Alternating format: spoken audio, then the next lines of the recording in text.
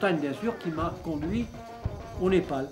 Et quand j'ai arrêté les expéditions, j'ai fait ce qu'on appelle des trekking, c'est-à-dire des marches, et j'ai amené des copains, et c'est là que j'ai connu Danzig qui était coulis, c'est-à-dire porteur, dans une expédition. Il y a un projet qui est en cours, c'est l'école des métiers de la montagne. C'est un gros projet et on en bave. D'abord, c'est une chose indispensable. Oui. Le Népal, c'est un pays misérable, c'est un pays de misère. Il ne faut pas, quand on parle Népal, penser tout de suite Himalaya, tourisme, etc. Il faut penser d'abord à la misère. Le tourisme au Népal, c'est 20%, 10% de l'ensemble du pays. Hein. Un pays de misère, mais il a l'Himalaya qui est une source de revenus très forte. Donc c'est par l'Himalaya qu'ils vont sortir de la misère. Les zones de trekking intense, il n'y a plus de misère, du moins il n'y a plus la misère qu'il y avait avant. Donc s'il y a des montagnes, il faut des professionnels de la montagne et il faut former des gens. Or, les gens qui se sont formés jusqu'à maintenant se sont formés sur le tas, ou alors parfois parce qu'ils sont allés faire des stages à l'ENSA à Chamonix, en Nouvelle-Zélande, en Autriche, en Slovénie aujourd'hui.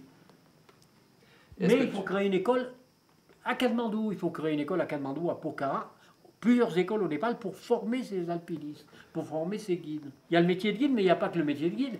Le métier d'accompagnateur, accompagnateur en montagne, hein, c'est-à-dire on ne dépasse pas une certaine altitude, etc. Il faut former les gens. Il ne faut pas oublier qu'ici, dans les campagnes, comme Danzig avant, ils ne parlent que leur langue locale. Ils parlent le Sherpa, le Tamang, le Gurung, etc. Donc la première chose à faire, c'est qu'ils apprennent le népali, et puis après l'anglais, parce que l'anglais c'est quand même le véhicule, la langue internationale. Hein.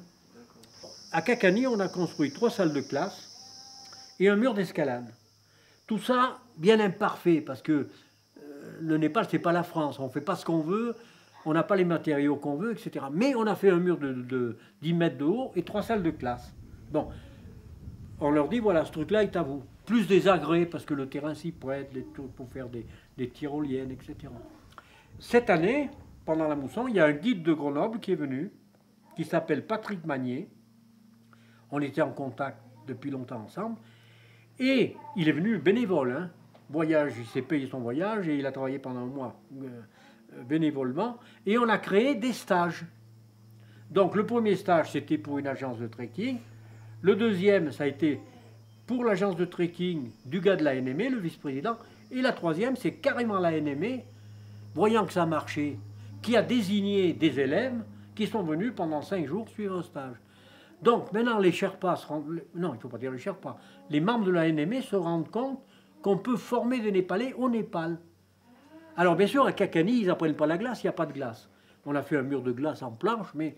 Alors, après, le complément, c'est le lantang. Alors voilà, donc le principe est acquis. Et là, je vais en France et je vais essayer de mettre sur pied, alors carrément trouver des profs bénévoles, pas uniquement d'escalade, des géologie, nivologie, écologie, hygiène, médecine, etc. Quoi. Il y a 20 matières.